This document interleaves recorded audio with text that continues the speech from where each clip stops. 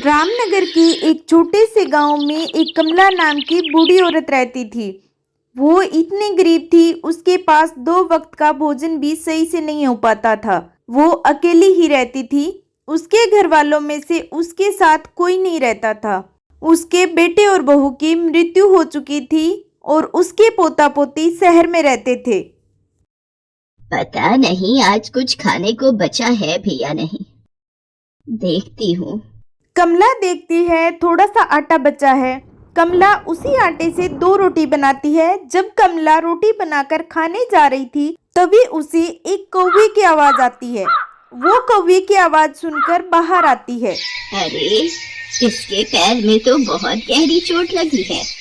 ओहो, बेचारा दर्द से तड़प रहा है। कमला उस कौवे को साथ लेकर आती है और उसके पैर पर दवाई लगा देती है। लगता है ये कौवा भूखा भी है। कमला ने अपने लिए जो 2 रोटी बनाई थी उसमें से 1 रोटी वो कौवे को दे देती है और 1 रोटी खुद खा लेती है। अगले दिन शाम में उसी वक्त वो कौवा वापस आता है और चिल्लाने लगता है।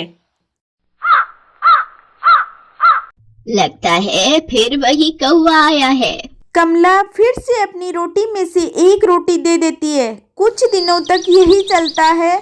वो शाम को कमला को आवाज लगाता है और कमला अपने में से 1 रोटी उसे खिला दिया करती थी। एक दिन वो कौवा कमला से कहता है, मुझे तुमने कई बार भोजन करवाया है, बताओ तुम्हें क्या चाहिए?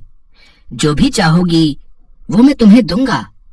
मुझे बहुत कुछ नहीं चाहिए, बस इतना चाहिए कि मेरा गुजारा चल जाए और 2 वक्त का भरपेट भोजन मिल पाए।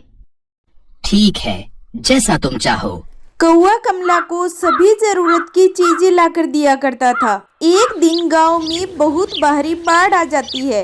उस बाढ़ में कमला की झोंपड़ी भी बह जाती है। हे भगवान, ये क्या हो गया? मैं कहाँ रहूंगी, क्या खाऊंगी? कुछ दिनों तक कौवा कमला के पास नहीं आता है। लगातार 6 दिनों से कमला भूखी थी। 6 दिन बाद कौवा कमला के पास आता है। जब वो आता है तो वो देखता है कि कमला की हालत बहुत खराब है। वो चल भी नहीं पा रही है और उसका अंतिम समय भी आ गया है।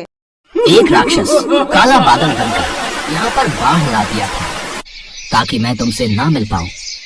मैं जहाँ जहाँ जाता हूँ वो मेरे पीछे पीछे आता है।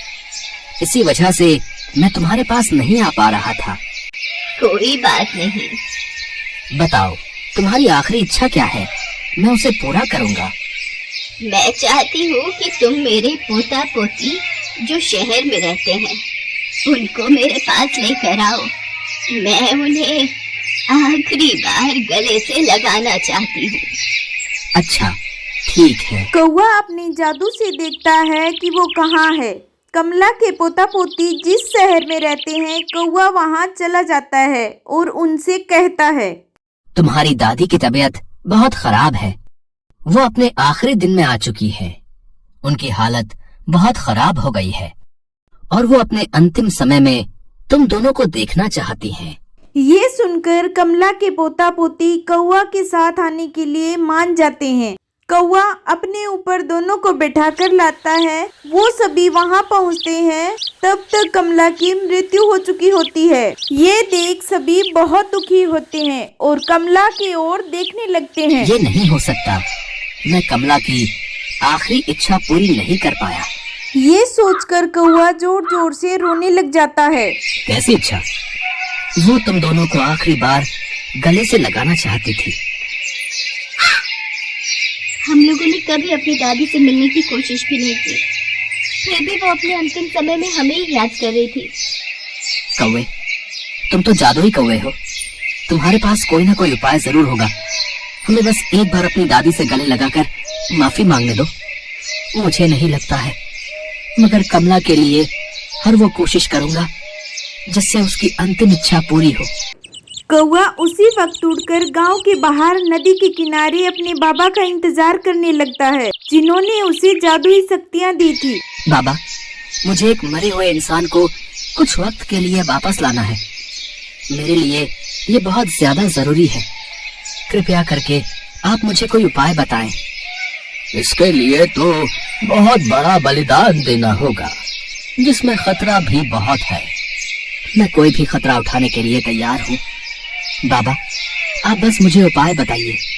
तो सुनो, तुम उस इंसान को वापस ला सकते हो, मगर उसके लिए तुम्हें किसी और को उसकी जगह भेजना होगा, और जब तक वो इंसान धरती पर रहेगा उसके बदले कोई और मरा रहेगा। मगर इसमें एक खतरा है, अगर एक पल भी देर हुई तो वो इंसान धरती पर ही रह जाएगा, और उसके बदले जो मरा है वो मरा ही रह जाएगा। कौवा बिना कुछ सोचे समझे कमला के पास जाता है, उसे 1 घंटे के लिए वापस बुलाता है और खुद की जान ले लेता है। जैसे ही कौवा मरता है, कमला जिंदा हो जाती है।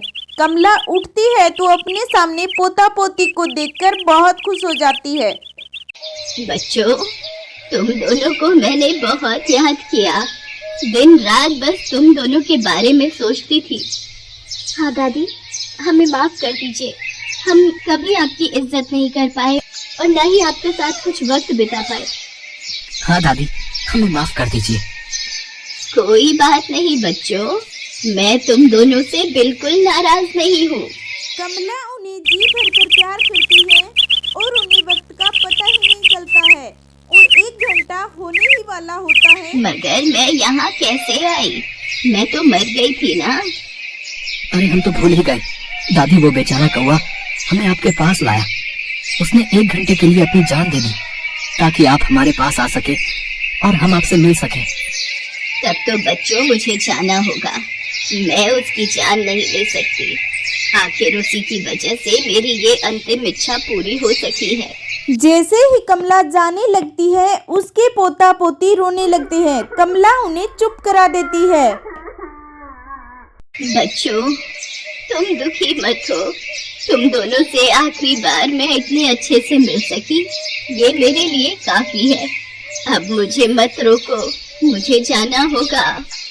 कमला कौवे के पास जाती है और अपनी जगह उसकी जान वापस लाना चाहती है, मगर ऐसा कुछ नहीं हो पाता है।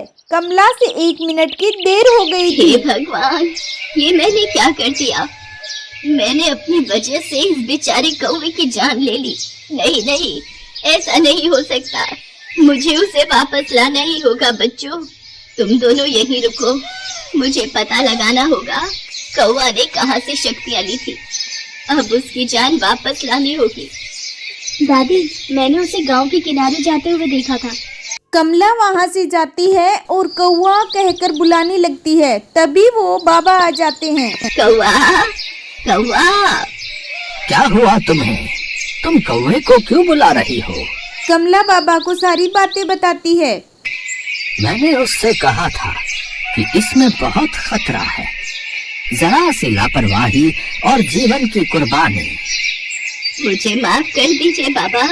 मैं अपने पोता पोती को देखकर भावुक हो गई थी।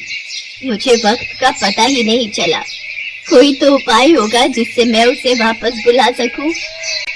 एक ही तरीका है, तुम्हें अगले 5 जन्म तक कौवे के रूप में ही जन्म लेना होगा, और साथ ही साथ अभी तुम्हें अपने पोता पोती के साथ जाकर उस कौवे को काले बादल से आजाद कराना होगा।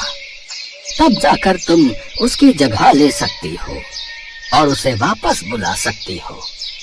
ठीक है बाबा, मुझे मंजूर है, मगर मैं उस काले बादल को उसके पीछे से भगाऊंगी कैसे? ये लो, इस त्रिशूल से तुम्हें उस राक्षस को मारना है और वो यहाँ से गायब हो जाएगा। कमला ने बड़ी हिम्मत करके और अपने पोता पोती को साथ लेकर उस राक्षस को मार दिया और फिर कौवे के पास जाकर उससे कहती है, मैंने उस राक्षस को मार दिया है, तुम अब वापस आ सकते हो। इतना कहते ही कमला कौवे की जगह चली जाती है और जादुई कौवा धरती पर वापस आ जाता है।